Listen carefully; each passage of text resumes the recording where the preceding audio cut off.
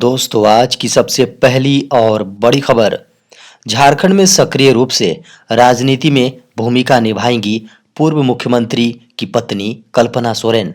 झारखंड के पूर्व मुख्यमंत्री हेमंत सोरेन की पत्नी कल्पना सोरेन ने सोमवार को झारखंड मुक्ति मोर्चा 51वां स्थापना दिवस के अवसर पर सार्वजनिक राजनीतिक जीवन की शुरुआत की है। बता दें कि उन्होंने पहली बार संबोधित करते हुए भावुक हो उठी और रोने लगी। कल्पना सोरेन की राजनीति में सक्रिय रूप से एंट्री पर गिरिडीह की जनता ने ताली बजाकर उनका अभिनंदन किया। खबरों की माने तो कल्पना सोरेन ने कहा कि 4 मार्च को पार्टी का स्थापना दिवस है और 3 मार्च को मेरा बर्थडे। अपने बर्थडे के मौके पर जेल में जाकर हेमंत सोरेन से मिली, जहां पर उन्होंने हिम्मत दी और अपनी आवाज बनकर लोगों के बीच जाने की सलाह दी।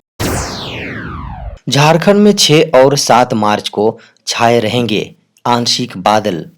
झारखंड में 6 और 7 मार्च को आंशिक बादल छाए रहेंगे। वहीं मेघ गर्जन के साथ हल्की बारिश होने की संभावना जताई गई है। बताया गया है कि बदलते मौसम में एक बार फिर कनकनी बढ़ेगी और कुछ एक इलाकों पर ओलावृष्टि होने की भी संभावना है। ऐसे में किसानों को भी सतर्क रहने की हिदायत दी गई है। बता दें कि ओलावृष्टि को लेकर मौसम विज्ञान केंद्र के अनुसार गढ़वा, पलामू और लातेहार के किसानों को सचेत किया गया है। बताया गया है कि इन जिलों में किसान अपनी फसल को लेकर सचेत रहें।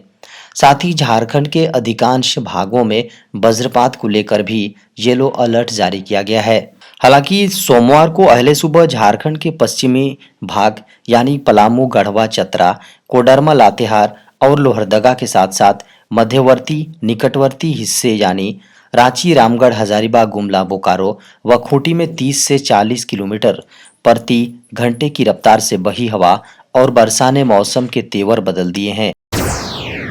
झारखंड के सरकारी +2 हाई स्कूलों में जल्द होगी शिक्षकों की नियुक्ति।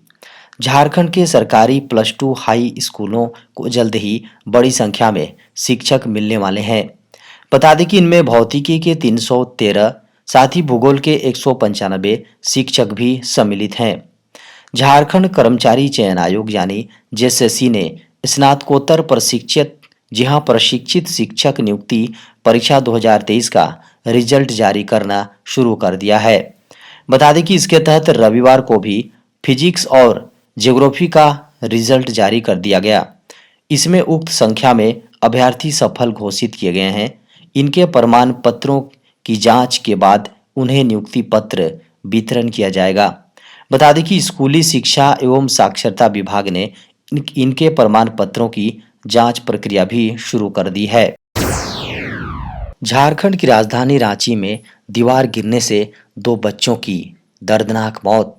झारखंड की राजधानी रांची में एक निर्माणाधीन दीवार सोमवार को गिर जाने से 2 बच्चों की दर्दनाक मौत हो गई।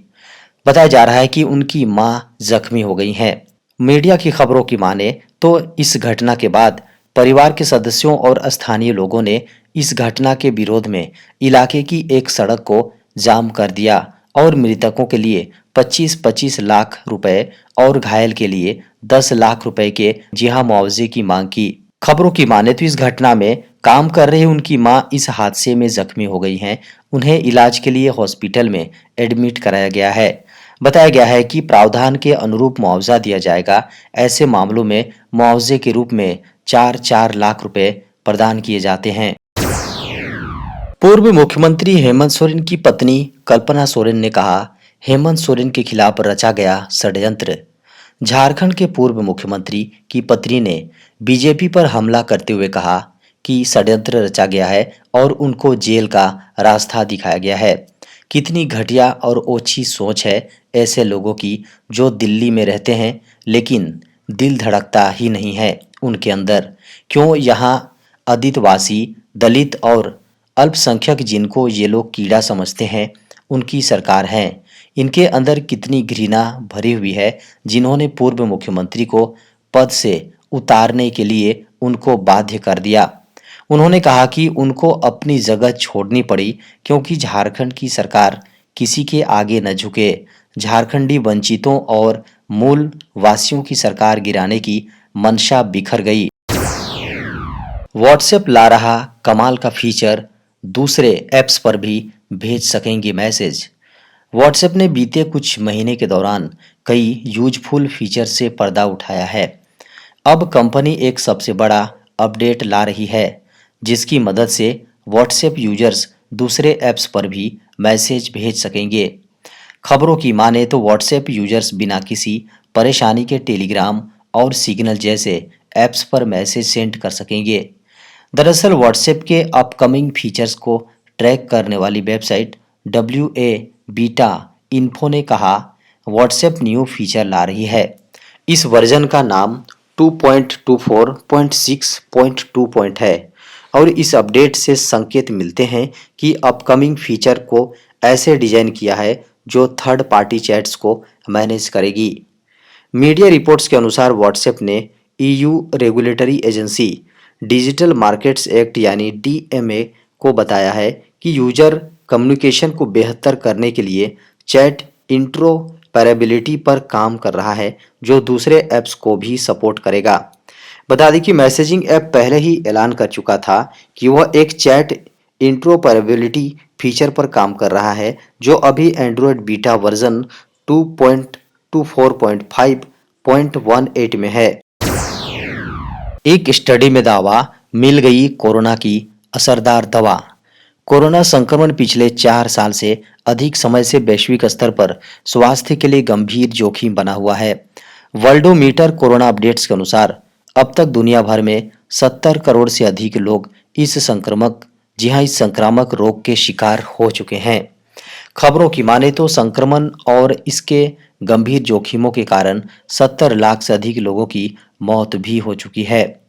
बता दें कि स्वास्थ्य विशेषज्ञ कोरोना के कारण गंभीर रोगों के खतरे को लेकर लोगों को सावधान करते रहे हैं।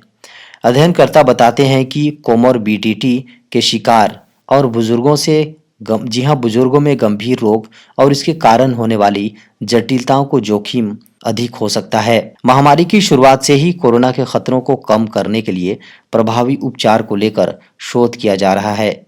इसी क्रम में एक हालिया स्टडी में वैज्ञानिकों ने दावा किया है कि संक्रमण की स्थिति में एक दवा के उपयोग से गंभीर रोग डेवलप होने और अस्पताल में भर्ती होने के खतरे को कम किया जा सकता है। अमेरिका में इस दवा का इस्तेमाल 12 साल और उससे अधिक उम्र के लोगों के लिए किया जा रहा है। देश में जल्द सस्ते मिलेंगे सोलर, चीन को टक्कर देगा भारत। बता दें कि IIT कानपुर के वैज्ञानिकों ने सतत ऊर्जा लक्ष्य की दिशा में क्रांतिकारी अनुसंधान किया है। खबरों की माने तो सौर ऊर्जा उत्पादन की मौजूदा सिलिकॉन सेल के विकल्प के तौर पर पेरोव्स्काइट सेल तकनीक विकसित की है, जो लागत में 10 गुना तक सस्ती है। पूरी दुनिया में इससे सौर ऊर्जा उत्पादन के लक्ष्य को कम लागत में आसानी से हासिल किया जा सकेगा।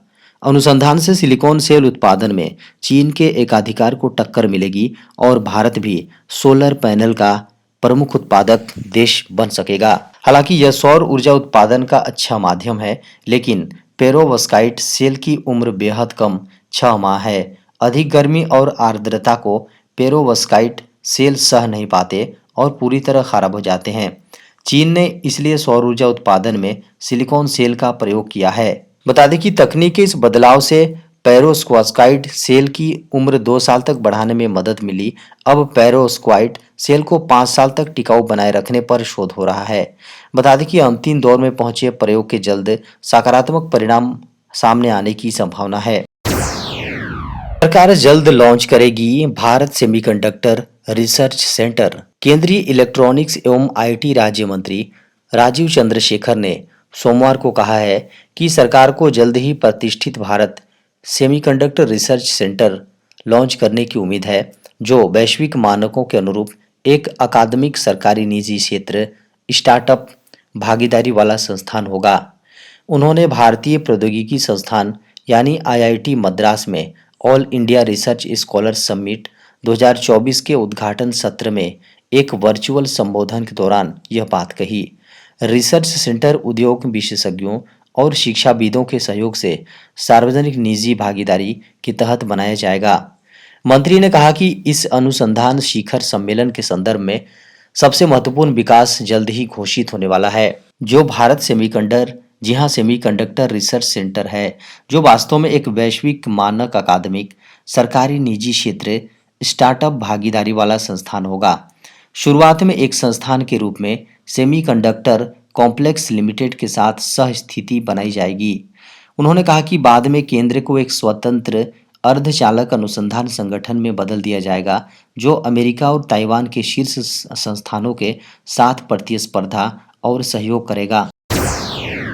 सुप्रीम कोर्ट ने केंद्र सरकार से कहा, पूरे देश में अस्पताल में इलाज के लिए शुल्क हो तय। सुप्रीम कोर्ट ने अपने एक महत्वपूर्ण निर्देश में देश भर के अस्पताल में इलाज के शुल्क को तय करने की बात कही है।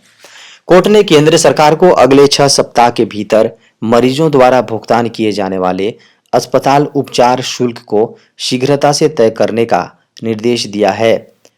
वर्तमान में अलग-अलग अस्पताल इलाज के लिए अलग-अलग दरें वसूलते हैं, जिससे देश में कैशलेस स्वास्थ्य बीमा प्रणाली को लागू करना मुश्किल हो जाता है। एक एनजीओ द्वारा दायर जनहित याचिका पर सुनवाई करते हुए सुप्रीम कोर्ट की 2 न्यायाधीशों की खंडपीठ ने यह बात कही। इसमें कहा गया है कि हम भारत संघ के स्वास्थ्य विभाग के सचिव को निर्देश देते हैं कि वे राज्य सरकारों, केंद्र शासित प्रदेशों में अपने समकक्षों के साथ बैठक करें और सुनवाई की अगली तारीख तक एक ठोस प्रस्ताव लेकर आएं। बता दें कि वर्तमान में देश में 40,000 से अधिक पंजीकृत अस्पताल हैं, जो अब नई प्रणाली में 30 करोड़ से अधिक की संख्या वाले सभी स्वास्थ्य बीमा पॉलिसी धारकों को कैशलेस सुविधाएं प्रदान कर सकते हैं।